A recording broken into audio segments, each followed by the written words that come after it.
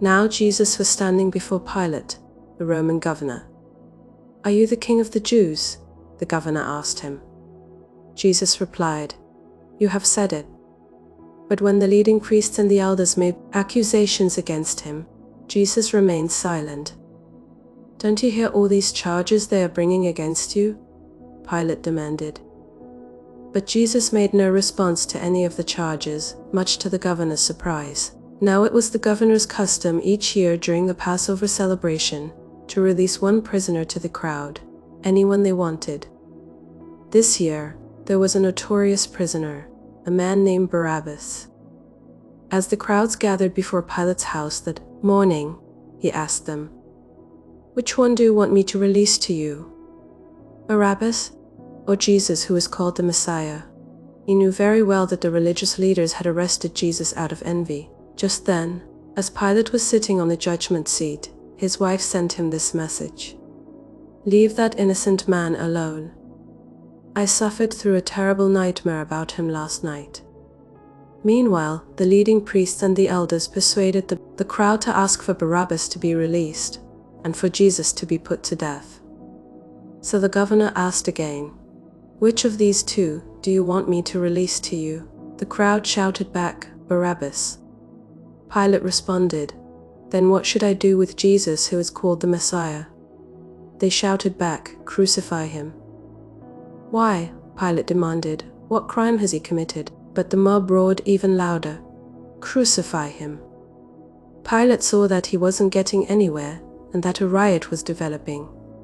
So he sent for a bowl of water and washed his hands before the crowd, saying, "I am innocent of this man's blood. The responsibility is yours." And all the people yelled back, "We will take responsibility for his death, we and our children." So Pilate released Barabbas to them. He ordered Jesus flogged with a lead-tipped whip, then turned him over to the Roman soldiers to be crucified.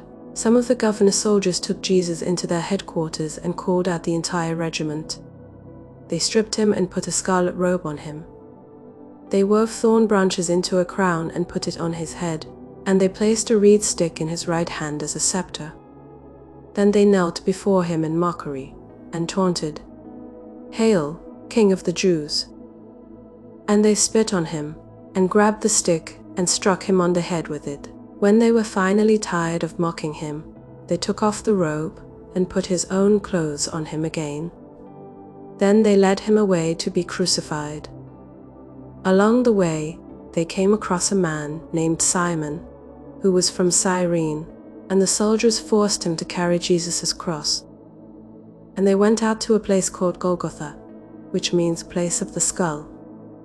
The soldiers gave Jesus wine mixed with bitter gall.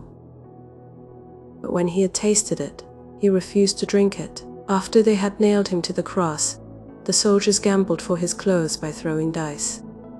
Then they sat around and kept guard as he hung there. A sign was fastened above Jesus' head, announcing the charge against him. It read, "This is Jesus, the King of the Jews." 2 revolutionaries were crucified with him, one on his right and one on his left. The people passing by shouted abuse, shaking their heads in mockery. "Look at you now," they yelled at him. "You said you were going to destroy the temple and rebuild it in 3 days. Well then, if you are the Son of God, save yourself and come down from the cross." The leading priests, the teachers of religious law, and the elders also mocked Jesus. "He saved others," they scoffed, "but he can't save himself. So he is the King of Israel, is he? Let him come down from the cross right now, and we will believe in him. He trusted God, so let God rescue him now if he wants him. For he said, 'I am the Son of God.'" Even the revolutionaries who were crucified with him ridiculed him in the same way. At noon, darkness fell across the whole land until 3 o'clock. At about 3 o'clock, Jesus called out with a loud voice, "Eli, Eli, lema sabachthani," which means, my God, why have you abandoned me?" Some of the bystanders misunderstood and thought he was calling for the prophet Elijah. One of them ran and filled a sponge with sour wine, holding it up to him on a reed stick so he could drink. But the rest said, "Wait, let's see whether Elijah comes to save him." Then Jesus shouted out again, and he released his spirit. At that moment, the curtain in the sanctuary of the temple was torn in two, from top to bottom. The earth shook, rocks split apart, and tombs opened. The bodies of many godly men and women who had died were raised from the dead. They left the cemetery after Jesus' resurrection, went into the holy city of Jerusalem, and appeared to many people. The Roman officer and the other soldiers at the crucifixion were terrified by the earthquake and all that had happened. They said, "This man truly was the Son of God," and many women who had come from Galilee with Jesus to care for him were watching from a distance. Among them were Mary Magdalene, Mary, the mother of James and Joseph, and the mother of James and John, the sons of Zebedee. As evening approached, Joseph, a rich man from Arimathea who had become a follower of Jesus, went to Pilate and asked for Jesus' body. And Pilate issued an order to release it to him. Joseph took the body and wrapped it in a long sheet of clean linen cloth. He placed it in his own new tomb, which had been carved out of the rock. Then he rolled a great stone across the entrance and left. Both Mary Magdalene and the other Mary were sitting across from the tomb and watching. The next day, on the Sabbath, the leading priests and Pharisees went to see Pilate. They told him, "Sir, we remember what that deceiver once said while he was still alive. 'After 3 days I will rise from the dead,' so we request that you seal the tomb until the 3rd day. This will prevent his disciples from coming and stealing his body and then telling everyone he was raised from the dead.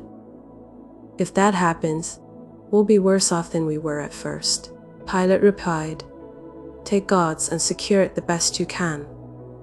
So they sealed the tomb and posted guards to protect it. Early on Sunday morning, as the new day was dawning, Mary Magdalene and the other Mary went out to visit the tomb. Suddenly there was a great earthquake, for an angel of the Lord came down from heaven, rolled aside the stone, and sat on it. His face shone like lightning, and his clothing was as white as snow. The guards shook with fear when they saw him, and they fell into a dead faint. Then the angel spoke to the women. "Don't be afraid," he said. "I know you are looking for Jesus who was crucified. He isn't here. He has risen from the dead, just as he said would happen. Come, see where his body was lying. And now go quickly and tell his disciples that he has risen from the dead, and he is going ahead of you to Galilee. You will see him there. Remember what I have told you." The women ran quickly from the tomb. They were very frightened but also filled with great joy, and they rushed to give the disciples the angel's message. And as they went, Jesus met them and greeted them. And they ran to him, grasped his feet, and worshipped him. Then Jesus said to them, "Don't be afraid. Go tell my brothers to leave for Galilee, and they will see me there." As the women were on their way, some of the guards went into the city and told the leading priests what had happened. A meeting with the elders was called, and they decided to give the soldiers a large bribe. They told the soldiers, "You must say, 'Jesus' disciples came during the night while we were sleeping, and they stole his body.' If the governor hears about it, we'll stand up for you, so you won't get in trouble." So the guards accepted the bribe and said what they were told to say. This story spread widely among the Jews, and they still tell it today. Then the 11 disciples left for Galilee, going to the mountain where Jesus had told them to go. When they saw him, they worshipped him. But some of them doubted. Jesus came and told his disciples, "I have been given all authority in heaven and on earth. Therefore, go and make disciples of all the nations, baptizing them in the name of the Father, and the Son, and the Holy Spirit. Teach these new disciples to obey all the commands I have given you. And be sure of this, I am with you always, even to the end of the age."